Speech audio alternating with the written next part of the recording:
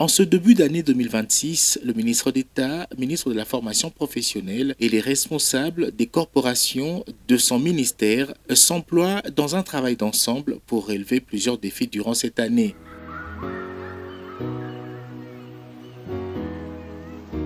D'où le pourquoi de cette séance de travail avec les délégués des corporations. Corcoré Pro, représenté par son président, l'évêque Thierry Noël Etama Eloko, l'UNACOP par Georges Alissé Kalibo, son président, Créel Conap par Jean-Pierre Bandaki Mandaki et COSEFOP avec Christelle Tendo. En effet, cette réunion s'est tenue dans le cadre des échanges réguliers mis en place entre le ministre d'État Ekila et ses partenaires sociaux, en vue d'examiner les préoccupations majeures du secteur et de renforcer la collaboration institutionnelle. Au terme des échanges de ce jour, les participants ont salué l'engagement personnel du ministre d'État et réaffirmé leur disponibilité à accompagner les efforts visant à l'amélioration du secteur de la formation professionnelle.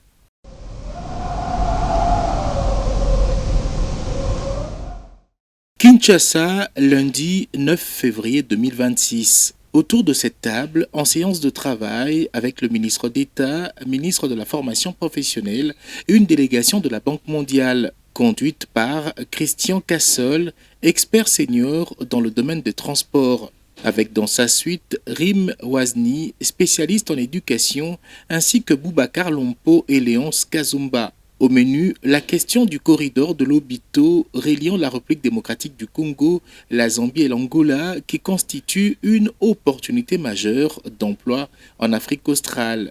Ce, avec près de 2000 emplois directs. Ce projet d'infrastructure ferroviaire et portuaire est vu côté congolais comme une opportunité, de même pour le projet Grand Inga de création de milliers d'emplois. Le ministre d'État, ministre de la formation professionnelle qui s'en préoccupe et travaille pour la valorisation des acquis de l'expérience, pense également à la formation professionnelle des milliers de jeunes, selon les besoins de la main-d'œuvre voulue pour ces deux grands projets. Dans le secteur minier, infrastructure et construction, l'agro-industrie, services et énergie.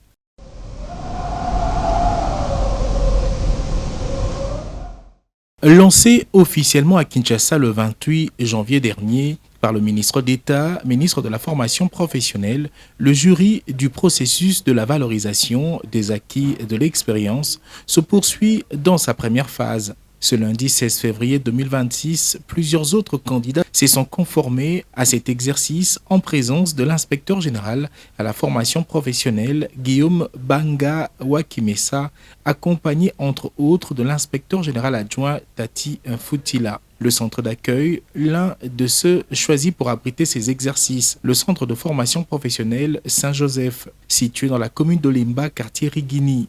Ici également, les candidats sont des professionnels de métier en électricité bâtiment.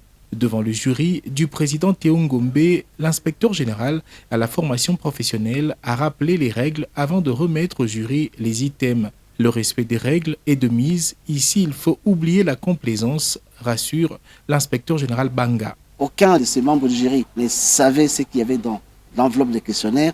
Donc on veut vraiment que tout soit transparent et de manière rigoureuse et de manière compétitive. Devant deux groupes de jury et non un seul, les candidats Kapuya Eric Ndombe Asaf et Binda Mpukuni sont passés à l'épreuve. Une première pour eux, d'où leur satisfecit et remerciements à l'endroit du chef de l'État, la première ministre et le ministre d'État Ekila. À savoir que la sensibilisation sur la VAE, valorisation des acquis de l'expérience, est une campagne initiée par le ministère de la formation professionnelle sous l'égide de Maître Marc Ekila Likombo. Elle vise principalement les travailleurs du secteur formel et informel, les jeunes souhaitant obtenir une reconnaissance professionnelle.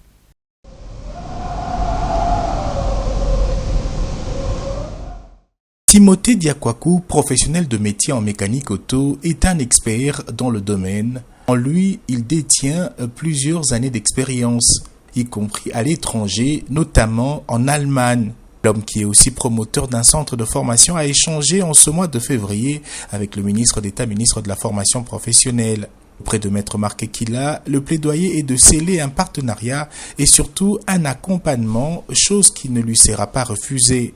Le ministre d'État, ministre de la formation professionnelle, a cependant suggéré à Timothée Diakwaku d'adhérer à l'idée de la création de la Chambre de métier, une organisation qui, comme sous d'autres cieux, soutient, forme et représente les artisans tout au long de la vie de leur entreprise, de la création à la transmission. Dans le même sens, il y a quelques jours, une délégation conduite par Judith Boilelou, des femmes ingénieures, a échangé avec le ministre d'État, ministre de la formation professionnelle. Nous avons trouvé une opportunité de discuter avec son Excellence, le ministre de la formation professionnelle, parce que notre structure vise à mettre en lumière les femmes dans les secteurs de construction. Effectivement, auprès du ministre d'État, ministre de la formation professionnelle, ces femmes ingénieures de Bâtirel, au-delà d'un partenariat, veulent un accompagnement, ce qui ne leur sera pas refusé puisque le ministre d'État Ekila apprécie leur combat, qui vise également à valoriser les connaissances des femmes ingénieures.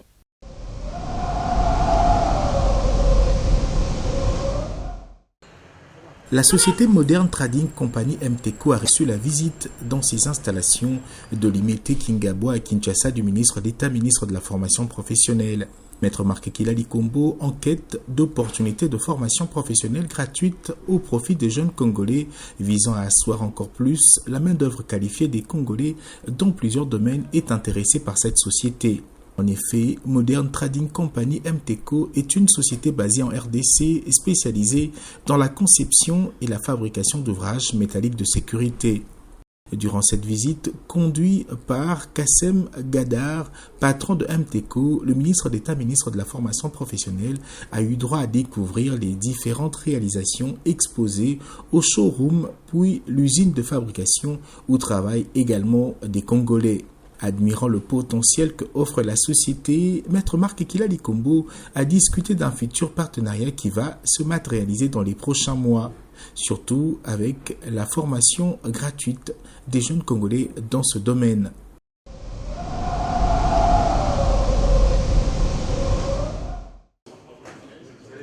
Signature ce mardi 17 février 2026 d'un mémorandum d'entente entre le ministère de la formation professionnelle, le ministère des Postes et Télécommunications avec Equity Group Fondation RDC.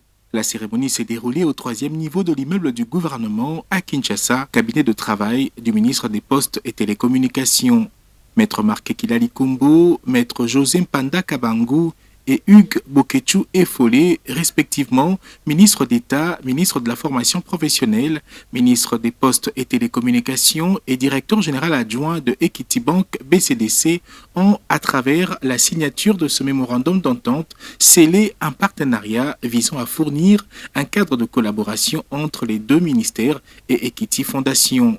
Ceci pour une mise en œuvre conjointe des projets éducatifs et socio-économiques de financement de projets structurants dans le secteur de télécommunications avec pour objectif, entre autres, mettre en place un écosystème intégré où les services financiers, dépôt, crédit, paiement, assurance, les services de formation, d'insertion professionnelle et de santé.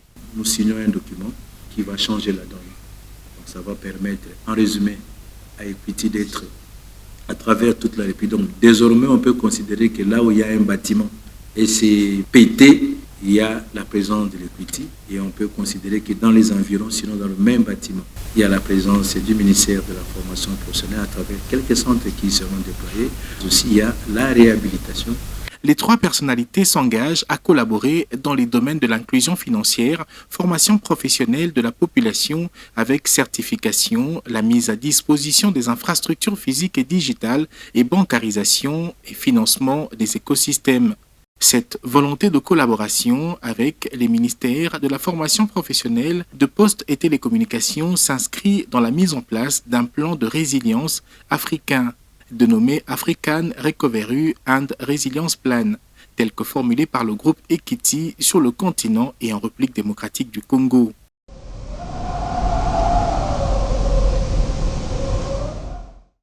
Une première en République démocratique du Congo, les ministères de l'Éducation nationale et Nouvelle Citoyenneté et celui de la formation professionnelle entament une collaboration en vue de mettre en place un cadre mieux des passerelles entre les deux secteurs d'enseignement au profit des élèves et apprenants.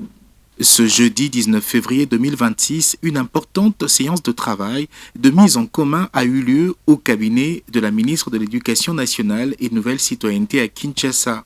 En présence de leurs experts, Raissa Malou et Maître Marc Ekila, respectivement, ministre d'État, ministre en charge de l'Éducation nationale et Nouvelle Citoyenneté et ministre d'État, ministre de la Formation professionnelle, réfléchissent ensemble pour fluidifier les parcours des élèves et apprenants en vue de permettre des réorientations, des doubles diplomations ou l'accès à l'enseignement supérieur technique, le cas ici de la formation professionnelle. Boudi Moukadi est conseiller du ministre d'État, ministre de la Formation professionnelle. Le travail consistait à respecter une disposition des attributions respectives aux deux ministères qui leur demande de collaborer en matière d'équivalence et pour la création des passerelles entre les systèmes de l'enseignement ainsi que la formation professionnelle. Cette réunion est la première ouvrant la voie à la formalisation de ce programme dont la mise en œuvre se veut, sauf imprévu, pour déjà lors de l'année scolaire 2026-2027. Il faut signaler que cette politique devrait aider la poursuite des études générales tout en suivant une formation professionnelle. Formation professionnelle.